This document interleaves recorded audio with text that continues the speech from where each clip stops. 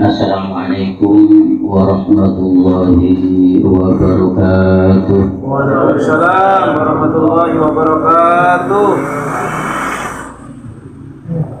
Alhamdulillahilladzi an'amana bi ni'matil imani wal islam.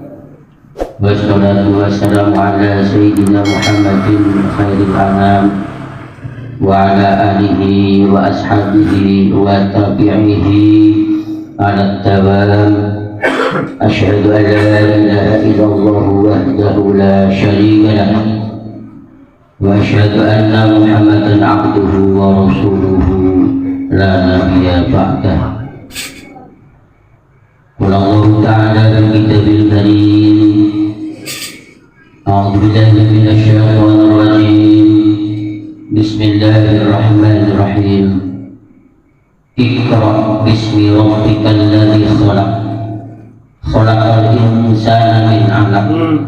Iqra wa rabbukal akramul ladzi 'allama bil qalam, 'allamal insana ma lam ya'lam. Wa qala Allah ta'ala fi kitabil karim ayatan. Bismillahirrahmanirrahim. Innal mu'minuna alladzina idza dzukirallahu wajilat qulubuhum wa idza tuliyat 'alaihim ayatuhu zadatuhum imanan wa 'ala rabbihim yatawakkalun.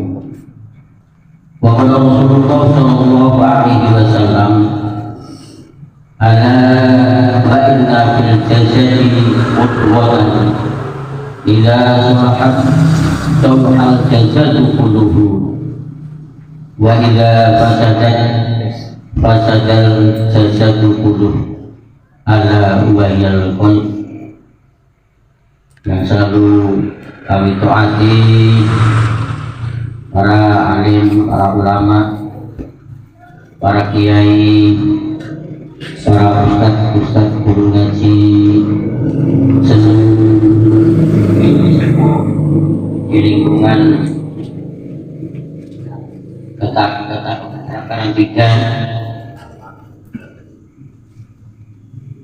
sahabat-sahabat sekalian, jamaah Dhikrullah Taufik Alikal Jalala, terutama Bapak Ketua, Wakil Ketua, Bendahara Sekretaris dan jajaran pengurus, wabil khusus pembimbing kita,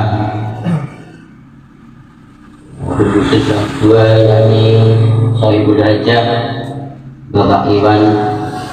Alhamdulillah pada malam hari ini kita diberikan kesempatan oleh Allah Subhanahu wa Ta'ala dapat bertatap muka dalam acara rutin, yakni pengajian Patra Suluk pada malam hari Rebu, pada malam Rebu.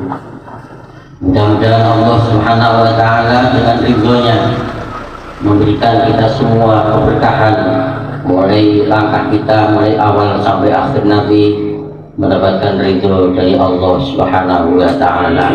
Amin ya rabbal alamin. Yang kedua kalinya, salawat serta salam senantiasa kita haturkan kepada junjungan kita Nabi besar Muhammad sallallahu alaihi wasallam, beserta sahabat, keluarga dan umatnya sampai akhir zaman, dengan ucapan Allahumma sholli ala Muhammad wa ala sayyidina Muhammad, Allahumma sholli wa sallim wa barik ala sayyidina wa maulana Muhammad. Jemaah yang selalu dirahmati Allah Subhanahu wa Ta'ala, pada malam hari ini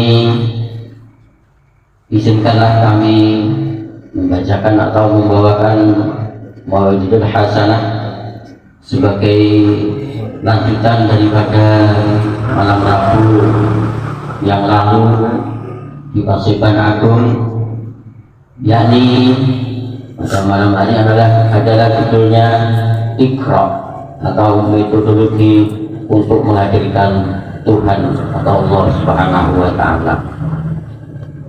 Pertanyaan yang paling mendasar sejak zaman dahulu adalah tentang hakikat kebenaran. Dari mana kita berasal? bagaimana cara menjangkau, memahami, menemukan atau membuktikan kebenaran adanya Allah Subhanahu wa Ta'ala.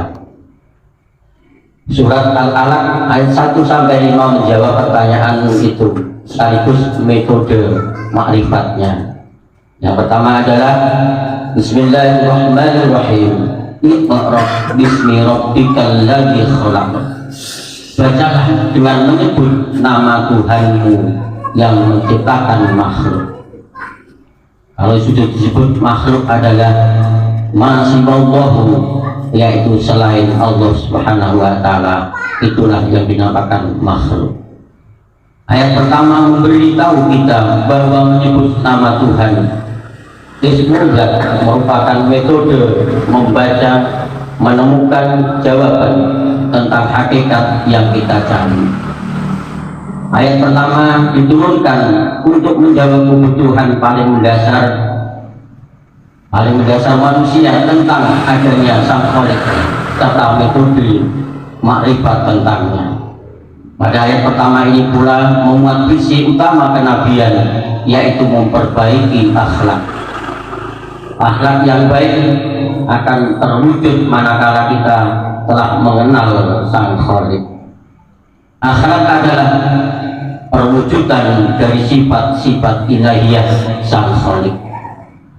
Kemudian zikir merupakan metode mensucikan diri, memanggil-manggil, menghadirkan atau mendownload karakter Sang Khalik Allah Subhanahu wa Ta'ala. Kemudian khalaqal insana min 'alaq. Dia telah menciptakan manusia dari segumpal darah. Pada ayat kedua Allah Subhanahu wa Ta'ala menjelaskan bahwa dalam diri manusia ada segumpal darah. Inilah tempat bersemayamnya qalbu ruhaniyah atau hakikat dari insan. Kemudian zikir bertujuan menghidupkan qalbu.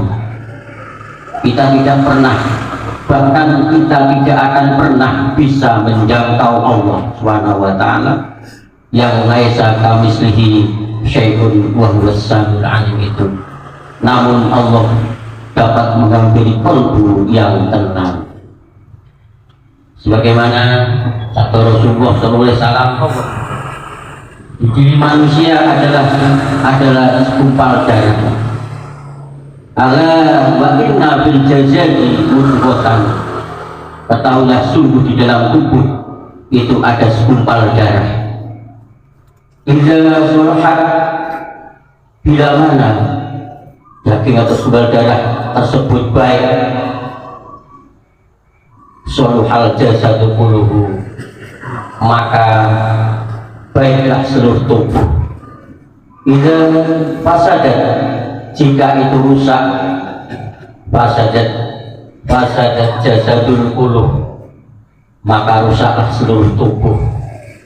Ala wal qalbu, ketahuilah segumpal daging, segumpal darah itu adalah qalbu, yaitu jantung. Dan di sini adalah penggalan akhir dari sebuah hadis yang disampaikan oleh sahabat yang mulia Abu Abdillah An-Nu'man Ibnu Bashir. Rasulullah SAW pada waktu itu adalah membicarakan tentang halal dan haram, syubhat atau tidak jelas haram dan halalnya. Hadirin sahabat-sahabat kalian yang selalu dirahmati Allah Subhanahu wa Ta'ala, pada diri para salik ditemukan dimensi Allah atau hati dalam dimensi material yang bergetar setelah kalbu mereka. Hati dalam dimensi jiwa dihidupkan dengan zikir. Sesungguhnya orang-orang yang beriman itu adalah mereka yang apabila disebut nama Allah gemetarlah hati mereka. Sebagaimana firman Allah Subhanahu wa Ta'ala yang kami buat mukadimah tadi di surat Al-Anfal adalah innal mu'minuna alladzina idza dzukirallahu wajilat qulubuhum. Sesungguhnya orang-orang yang beriman itu bila mana disebutkan nama Allah, wajilat qulubuhum, maka gemetarlah hatinya. Wa idza tuliyat alaihim ayatuhu zaddathum imana, dan bila mana dibacakan dengan ayat-ayat Allah, maka mereka akan bertambah imannya. Zaddathum imana wa ala rabbihim yatawakkalun, dan kepada Tuhanlah mereka bertawakal, hanya kepada Rabb-Nya lah mereka percaya, bukan kepada selain Allah Subhanahu wa ta'ala.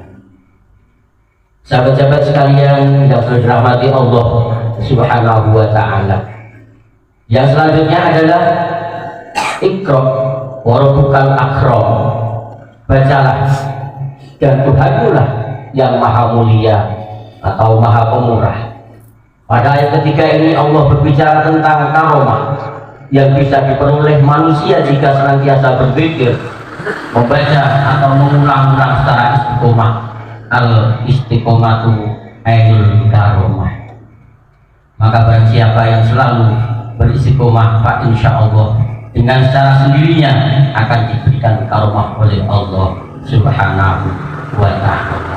Sedangkan karomah sendiri adalah pemberian Allah Subhanahu wa ta'ala kepada hamba-hambanya, yaitu hamba-hamba yang dicintai oleh Allah Subhanahu wa ta'ala, yaitu para kekasihnya Allah Subhanahu wa ta'ala.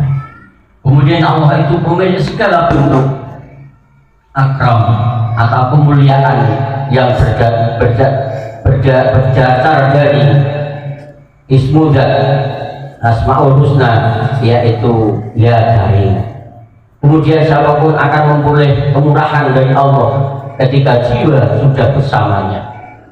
Ana araftu Rabbi bi Rabbi, sebagaimana yang telah kita pembukaan daripada kita pikir kepada Allah atau kita pasrah kepada Allah Subhanahu wa ta'ala.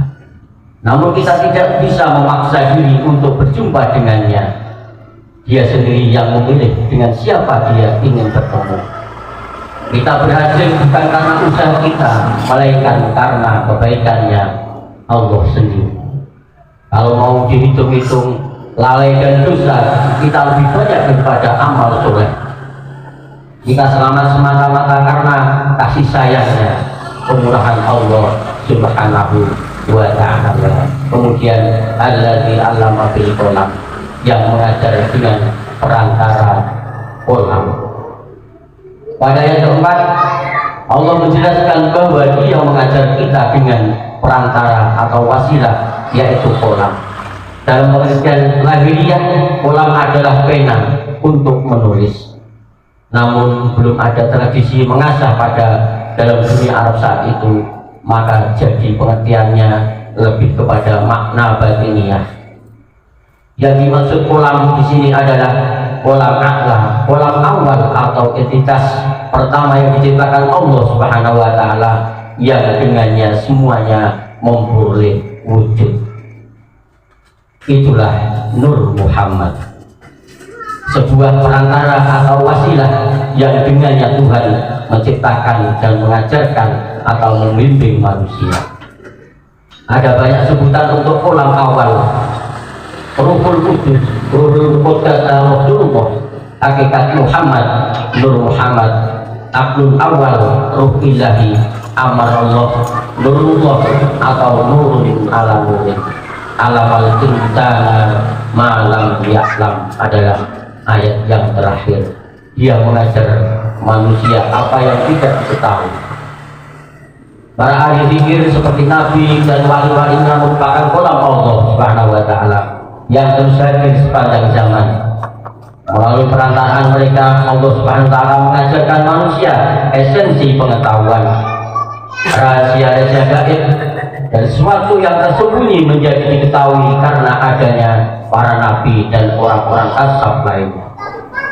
Untuk memperoleh kebenaran tertinggi seperti yang dimiliki para kekasih Allah Subhanahu wa ta'ala, kita mesti bermujahadah dengan Allah Subhanahu wa ta'ala dengan ritual Iqra, membaca dengan menyebut-nyebut nama Allah, ruh manusia terkoneksi atau tersambung dengan ruh yang lebih tinggi, Ruhul Kudus.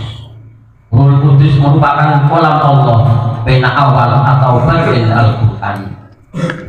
Melalui proses zikir dan kesucian jiwa, seseorang memiliki ketersambungan dengan kalam Allah ini.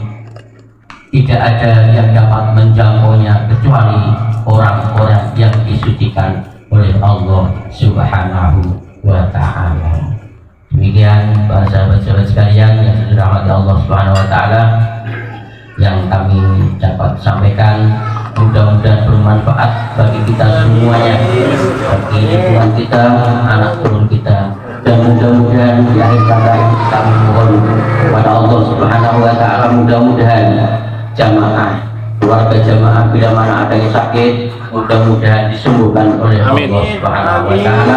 Yang masih mendapatkan cobaan atau kesulitan dari problema kehidupan, mudah-mudahan Allah Subhanahu wa Ta'ala memberikan jalannya terbaik menurut Allah Subhanahu wa Ta'ala. Kami mohon maaf yang sebesar-besarnya bila mana ada kesalahan maupun keliruan.